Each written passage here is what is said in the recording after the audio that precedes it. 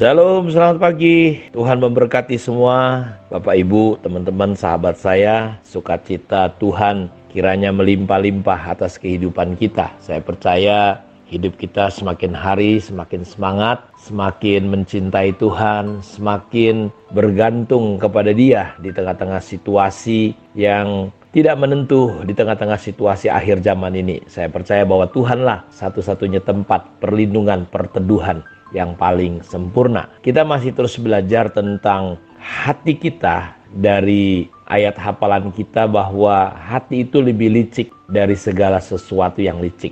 Hati yang membatu, siapakah yang dapat mengetahuinya? Jadi, kenapa hati orang bisa membatu dan bagaimana caranya supaya hati kita tetap lembut? Karena kalau kita pelajari tentang 4 model hati, ada hati yang modelnya seperti tanah di tepi jalan, tanah yang berbatu-batu, tanah yang bersemak duri, dan tanah yang subur. Dan kita sama-sama tahu bahwa firman Tuhan ditaburkan sama, tetapi firman Tuhan tidak membawa dampak hasil apapun. Contoh yang di tepi jalan itu langsung dimakan oleh burung.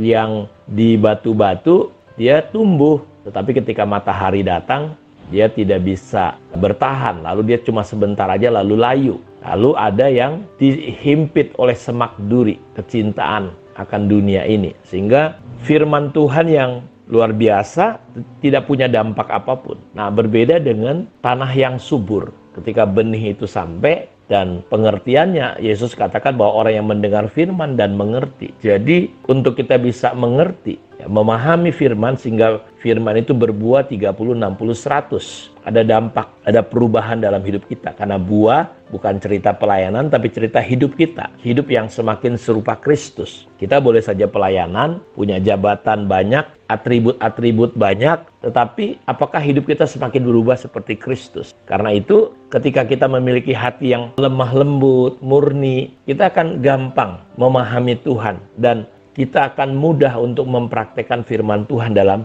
kehidupan kita. Karena itu kita ingin coba belajar bagaimana kita bisa memiliki hati yang lembut. Dan kenapa hati orang menjadi keras? Kita akan lihat dulu yang pertama di dalam 1 Timotius 1 ayat 18-20. Tugas ini kuberikan kepadamu Timotius, anakku, sesuai dengan apa yang telah dinubuatkan tentang dirimu, supaya dikuatkan oleh nubuat itu engkau memperjuangkan perjuangan yang baik dengan iman dan hati nurani yang murni. Jadi kita lihat bahwa di dalam tugas yang diberikan Paulus kepada Timotius, Timotius sebagai seorang anak Tuhan, hamba Tuhan, dalam mengerjakan segala sesuatu dia perlu memperjuangkan dengan iman dan hati nurani yang murni. Iman kita tidak akan mungkin bisa bertumbuh baik kalau hati kita tidak murni. Beberapa orang telah menolak hati nuraninya yang murni itu. Dan karena itu kandaslah iman mereka, diantaranya Himenius dan Alexander yang telah kuserahkan kepada iblis supaya jera mereka menghujat. Jadi kita lihat orang bisa kandas imannya, orang bisa keras hatinya, Bapak Ibu. Kenapa? Karena dia menolak hati nuraninya untuk murni. Dia menolak untuk taat ketika mendengar suara Tuhan. Contoh misalnya saudara sedang punya persoalan, saudara mendengar ada ajaran Tuhan, ampuni dia. Lalu saudara menolak untuk mengampuni orang itu dan pikiran kita berargumen, dia udah begini. Lalu saudara tidak bertindak, taat. Ya, apa yang terjadi saudara? Maka lama-lama hati nurani kita itu menjadi tumpul. Dan itulah awal pintu di mana kita bisa kandas iman kita. Orang yang murtad itu tidak langsung murtad. Tetapi dimulai sedikit demi sedikit kita menolak hati nurani kita murni. Karena itu jagalah hati kita. Paulus berkata, dengan apa seorang muda mempertahankan hidupnya bersih? Kutaruh firman-Mu dalam hatiku supaya aku jangan berdosa kepadamu. Jadi seorang muda dengan apa bisa mempertahankan hatinya bersih, murni? Kecuali menjaganya sesuai dengan firman Tuhan. Jadi nggak ada jalan lain.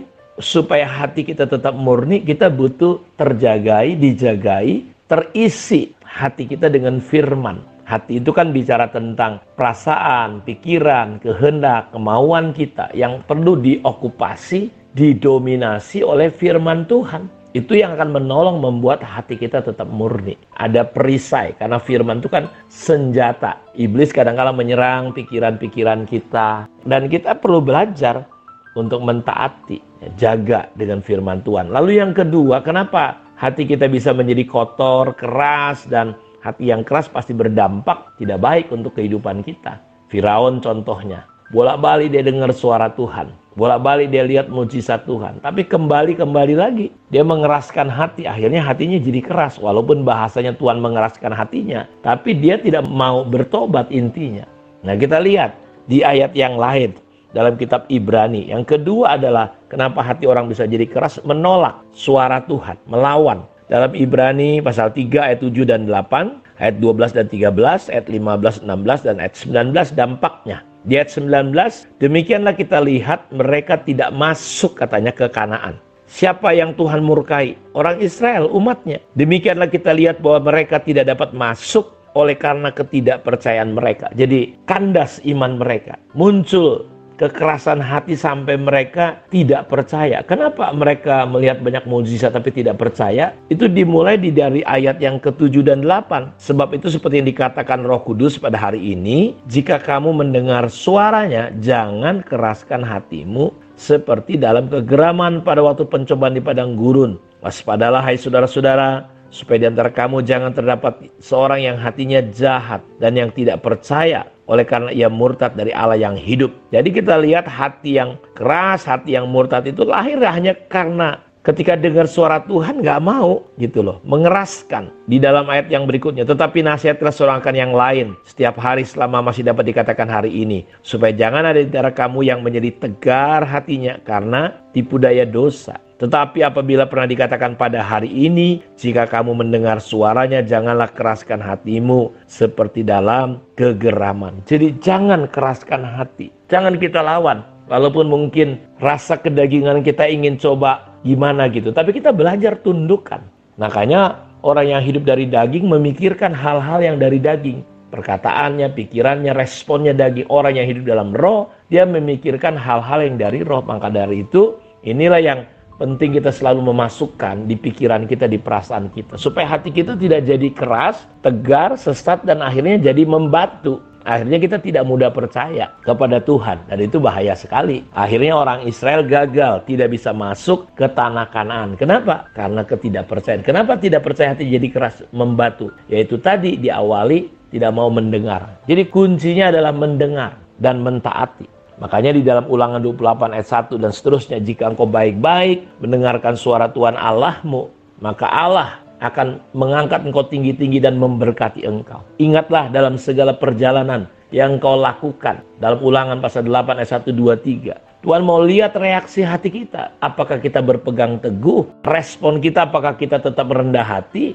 Menjaga hati kita. Lalu kita berespon seperti firman Tuhan. Nah, ini penting. Sebenarnya hidup kita ini sederhana sekali ya. Kenapa hidup kita terus banyak konflik, banyak masalah, banyak persoalan. Kita nggak peka dengar suara Tuhan. Kita nggak diberkati mungkin saudara-saudaraku. Walaupun berkat bukanlah sebuah ukuran. Tapi kalau saudara bisa jaga hati, hati saudara lembut, engkau hidup dalam ketaatan kepada Tuhan, saya percaya hidupmu pasti akan berubah. Kerohanian kita pasti akan berubah, nggak akan pernah sama lagi. Karena itu saya berdoa, mari jangan biarkan hati kita licik dan sampai jatuh kepada hati yang membatu. Biarlah hati kita tetap lemah lembut, hati kita tetap murni di hadapan Tuhan. Sehingga kita menjadi orang yang bahagia, karena kita bisa melihat Tuhan. Kita bisa melihat aliran-aliran air sorgawi. Air kehidupan itu mengalir dari kehidupan kita. Kita menjadi berkat untuk banyak orang. Tuhan memberkati kita. Mari kita berdoa. Terima kasih untuk firman-Mu. Tidak akan pernah kembali sia-sia. Jamah, sentuh, dan tolong setiap anak-anak-Mu pada pagi hari ini. Tuhan, hari ini dikuduskan. Dan biarlah hari ini menjadi hari yang penuh mujizat. Karena Tuhan selalu bersama dengan kami.